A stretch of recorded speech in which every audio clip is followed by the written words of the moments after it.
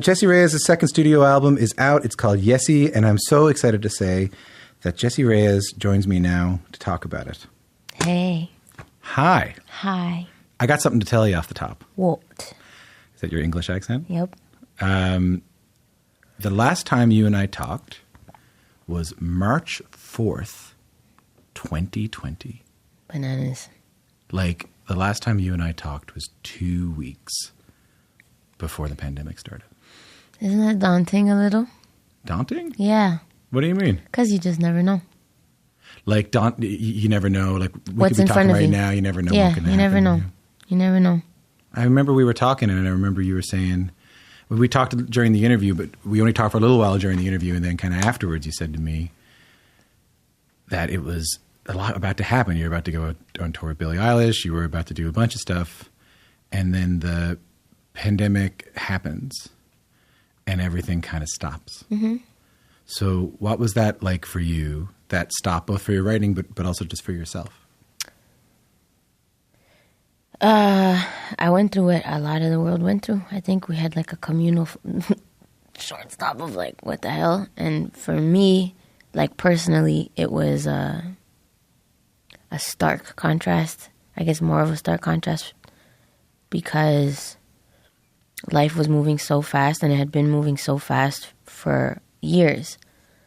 And it wasn't just like a fast-paced work environment, but it was also like energies, you know, and shows and people and like all these different things that when the tour got canceled and I had to come back home, it was all of a sudden like arenas and stadiums and all this shit to like 4 walls and just me. And it forced me to a place of like, it forced me to take inventory of my emotional state and take inventory of baggage that I thought I had healed from, or I thought I wasn't, that baggage that wasn't as significant to me, but it's just because I was busy that I didn't notice that it was still there. You know what I mean? You felt you were dealing, you had things you had to deal with. You had stuff that had been going on in your life. Festering. And you didn't have to address it because you were moving. Yeah. You had an energy flowing through you. You were working. You were busy. And it was only when things stopped that you realize, I got some stuff I got to deal with. Is that it? Yeah. And it was kind of sink or swim. Like it was heal or die. And so then I started doing therapy. And then I started reading a lot more. I found The Power of Now by Eckhart Tolle, which I feel like that book shifted me as a person. Workshops, like doing the work, self-analysis and laying shit out, journaling, all that stuff. And I feel like it just made me, it saved me, you know? It even like made me more equipped to help when I looked to my right and looked to my left and saw other people struggling, because I feel like I felt it a lot more in the beginning. And then I was able to save myself. And then I was like, oh, this is the purpose of this for in my life, and maybe the people around me, is to be more present and me more. Like, I even ended up loving the winter more. And it's been a long time since I said, like, I like the snow. I like the cold. It's been a long time since I said that. Years, damn near over a decade. And I found myself appreciating things that I didn't before and still do. And it's nice because I still have the residual effects of something that was obviously sad and negative and traumatic and just fucked for the world in general. But it's beautiful to be able to see some of the silver linings still have some remnants in life today. What I'm struck by there is I only have a passing familiarity with The Power of Now, but I had a sort of my own sort of world around that, in that during the pandemic I discovered meditation in a really deep way. Really? Yeah, pretty intensely big part of my life right now. Good for you. Congratulations. Same to you. Yeah, big shift. And I think what I'm hearing from you is, and that's something I can relate to, but what I'm hearing from you is that when we have jobs that are aspirational, we want to do stuff, and there's stuff for us to do, what you're saying is that the reason The Power of Now impacted you so much is because it gave you an opportunity to realize that it's the present moment right now. It's not the next thing. It's not the thing that happened. It's the thing right now that you that you can deal with. Yeah, it shifts your quality of life so much to do that. Really? Don't you think so? I don't know about the power now. But meditation is one and the same, because it brings you to like now. Like you have to focus on your breath and focus on, or however, some people like to do it different ways. Some people like to focus on numbers or rhythm or whatever, but it brings you to like right now. And I feel like it just makes me appreciate things differently. It makes me be more present in conversations. It makes me be more, I don't know, more connected, happier. If anything, I don't even know if happier, but it's closer to emotional equilibrium. You know what I mean? Yeah, I don't know if happiness is the goal. Yeah, exactly. Are you closer to peace? What's your practice these days, like daily? Do you have one? Every day, waking up and just like first thing thinking, I was like, I'm fucking lit. I woke up.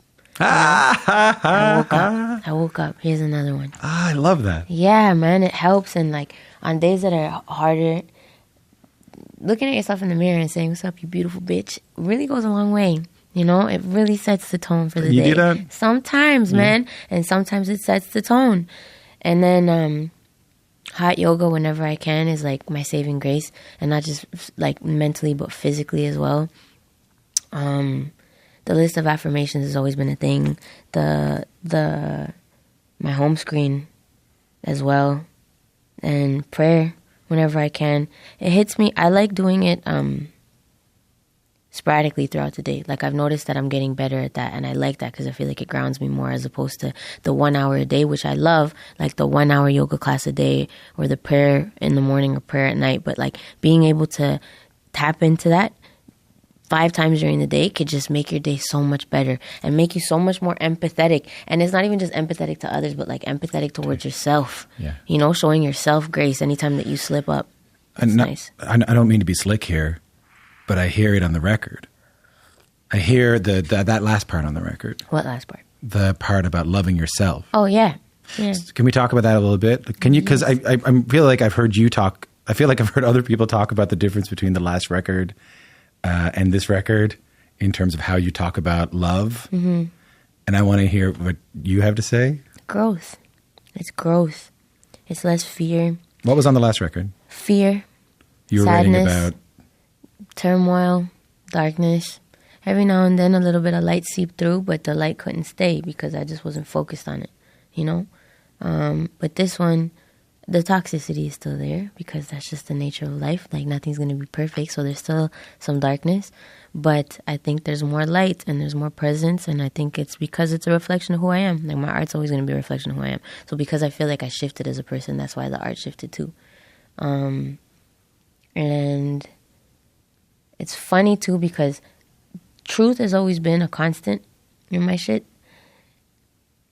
And I think vulnerability has as well. But this vulnerability is different because in the past when I've talked about sadness and heartbreak and, the sadder songs, I had defenses up still. And sometimes the defenses didn't even look like walls. They just looked like lowered expectations. Hold on. Help me with that. Sometimes you had fences up, you had defenses up, and sometimes they didn't look like defenses. They looked like lowered expectations. Yeah, because it was still vulnerable when I was talking about sadness, but the vulnerability didn't go as deep as it could have because it hurt. Huh? Because what do I deserve? Like I don't really deserve good stuff. And also just scared to love because I always loved in a tidal wave sort of way that left me dry.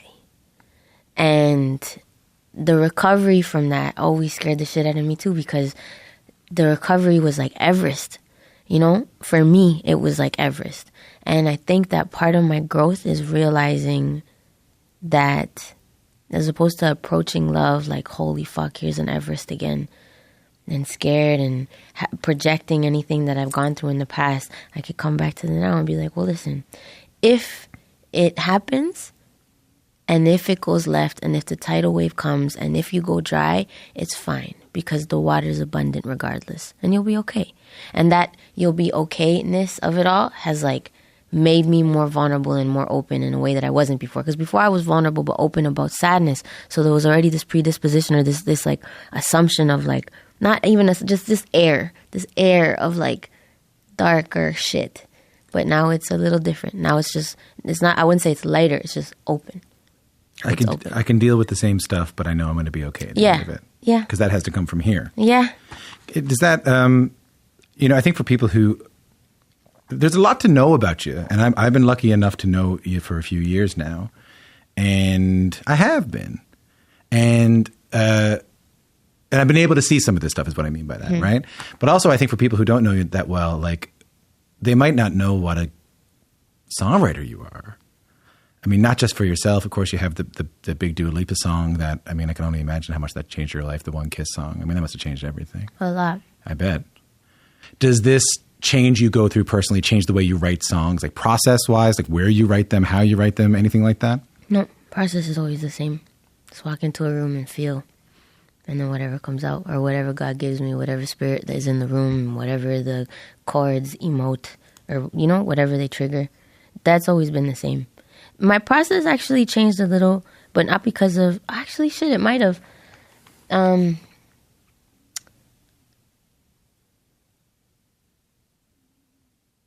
It might have changed it a little. It's always been truth, and it's always been like, whatever's in the room and vibes and everything. But in terms of finishing songs and going back and cutting and re-editing and everything, I was always very tied to the demo before. I was a habitual victim of demoitis and like wanting to keep shit as raw as possible. So I'm going to try to translate this for people. Demoitis is sort of like you do an original rough draft of the song probably on your phone. And to you, that's the most pure version of it. Yeah. And when you go to make something, it's going to be a little bit more slick.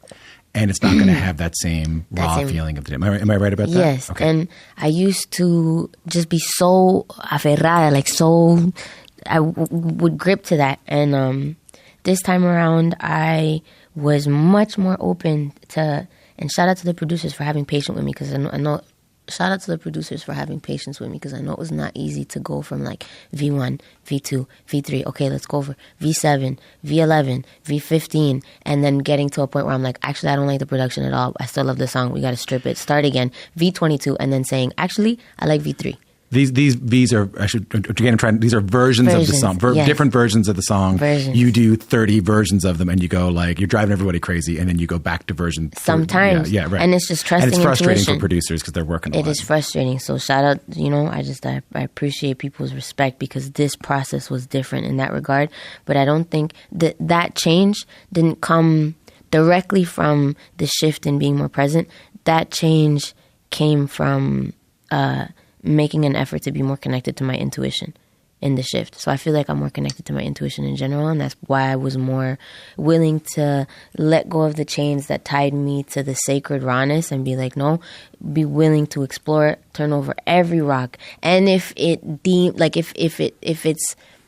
the song is meant to be in its complete raw state, then your intuition will know to go back to V3, and making 22 versions will be like irrelevant, because you'll know, as opposed to just staying tied to the rawness. So the process was a little different in that regard. But the inception of the song has always been the same. It's always just walk into the room and see what happens. Right. Is the album title representative of what we've been talking about today? Mm-hmm. In that, Hi Jessie Reyez, Yessie, I guess would be what your family would call you. Mm-hmm. It would feel more like, I don't want to put words in your mouth, but it would feel like maybe like more like who you are. More intimate, closer. Is that why you chose the album title? Mm-hmm. It was actually going to be Self. And then the more I thought about it, I was like, Self sounds general. And this isn't general. This is a very, like, introspective, self-analytical kind of vibe. This has that kind of vibe.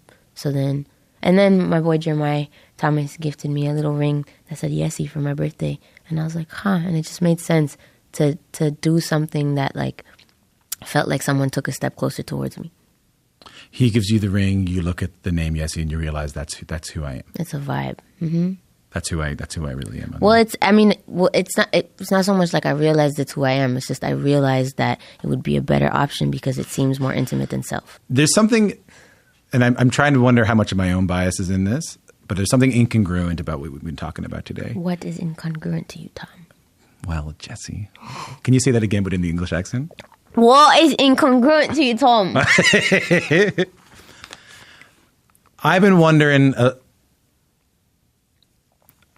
I've known you for a long time, and I follow you on Instagram, and I noticed that there was a break there where I didn't see it too much. I went from seeing you a lot on Instagram, posting a lot of stories, to not seeing you for a really, really, really long time. I feel like there was a few months there I didn't see too much of you on that.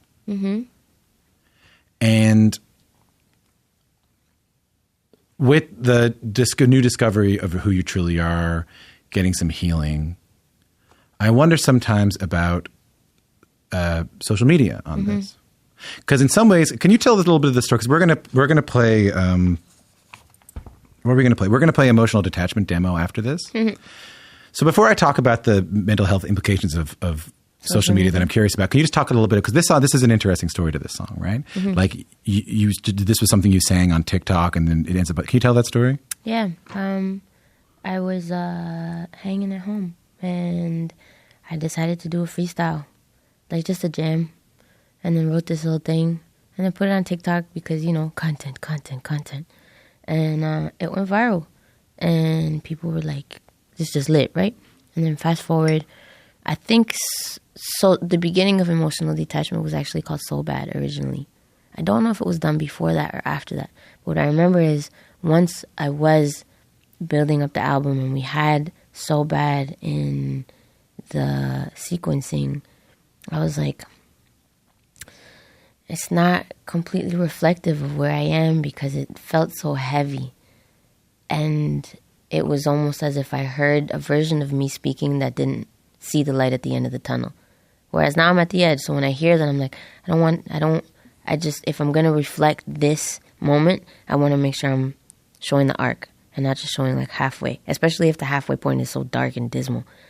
And I remembered that, and I was like, oh, and I remembered all the comments of like, if this ain't on the album, it's going to be a fucking problem, and all these people, which made me laugh and made me smile, and I thought that it would be a beautiful thing that it would be something so collaborative, because it was definitely like the fact that people resonated and the support and the fact that people were pleading like for it to be on. I was like, this would be a moment if I could do this. And it's a reflection of like just a little moment, little moment of that symbiotic, one of the positive sides of social media, that, And so then we did that. And then I was on tour, and it still didn't sound right. And I was with my guitarist, Heather, and I was like, I need you to bless me because, I finished. No. Sorry, it's going all over the place. So Bad is done. The beginning is done. Then the freestyle happens. And then before I decided to marry them, I finished the second half as its own song with my boy Moose in Toronto.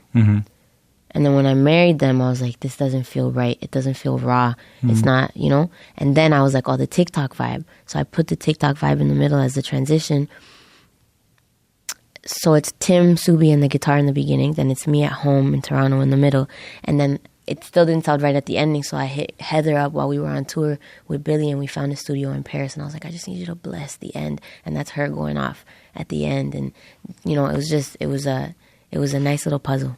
As you said, there's the good side of social media is being able to get that kind of reaction from your fans. And make it feel like it's not even make it feel, but just make it known that it was a collaborative thing. And I love on Instagram, for people who don't follow you, sometimes you'll just get prompts from your fans, and they'll say like, I'm going to write a poem, I'm going to be writing exercise, and they'll write like cheesies. And I don't know if they write cheesies, and you'll write a poem based on cheesies or something like that. And you said to me, content. How do you square keeping okay with the demands needed of you as an artist these days in social media? I got a really good team. That, like, if anything, reminds me or just shares the burden with me sometimes. And also I go off the beaten path because that little thing, because it started with, it's poems now, but it started with songs. And the reason I did that is because obviously there's cycles, like in the industry, there's album cycles, and it'd be beautiful if you could just put out music all the time, but there's not enough resources when you're thinking of doing something that has more of an impact. There's marketing, there's all these things, and you just don't have that, right? And some people do. I don't. So we have to think about it as projects and moments. But it's not natural for a creative to make and then hold and hoard and wait months or a year. And then after that comes out, it's almost like detached because it's like a limb I've already grown back. That finger doesn't belong to me anymore. My finger's back. So it feels weird, right? But it's just the nature of the beast. It's the nature of the industry that I'm in. But doing that gave me a quick release, which was nice to just be like, well, fuck it. It's creative. And then I also liked the idea that it was like symbiotic, you know? And it was nice too, because there was things that I didn't expect, like someone being like, oh, this motivated me to like, I don't know, want to write a paragraph if someone wants to be an author, or whatever it was, which was kind of dope too. But selfishly, it was a release. And it's still a release. Anytime that I'm like, oh, I feel like I need to, you know, and I can't fucking leak the album because then it'll be pandemonium. So then I do that. Yeah. And it was nice. So I like that. That's the good stuff. That's the good stuff. And you're saying your team keeps you away from the bad stuff? They don't keep me away. They help me with the burden of content. And I've learned to let shit like roll. My dad's always told me this advice. He's like, when the good comes, you can't get too high. When the lows come, you can't get too low. And then if you're able to ride it, that's the key to life, you know, able to just ride it out. So I try not to freak out when shit goes viral and everything's like great, because I know that could easily go left, you know, miss a note, fuck up a lyric, whatever, and that shit goes viral for the wrong reasons. And then all of a sudden I'm going to be crushed because I'm letting my self-worth be determined by like reflection of the masses. No, it's internal, you know? So it's something I self-regulate when it comes to how it affects me. But in terms of content is me leaning on team. I hear what you're saying, and I think also what I'm hearing is I'm hearing someone who is representative of, like, it gets talked about as like a representative of a new way of existing in the music industry, in the music business, and within art. And then also, I think now with this new record and the way we're talking today, is someone who's also modeling a way to exist in that industry and still be healthy. I'm trying. Yeah. Trying. Yeah. It's not easy. Every now and then they'll pop off a contact that's like, this bitch can't sing. Why she sound like a baby? Why she sound But that's what's great. That reaction, it happens to me often. Yeah. Where I just cackle and I'm like, this motherfucker don't even know that they just gifted me like an authentic ass belly laugh, you know? And it's a different, just controlling your reactions, I guess. You know? It makes things easier. It's a beautiful record. Thank you. I really loved it. Thank you. And I'm really happy you're doing good. Thank you. Out here. I'm happy too. Jessie Reyez is my guest. Her new album, Yessie, is out everywhere now. Out everywhere now.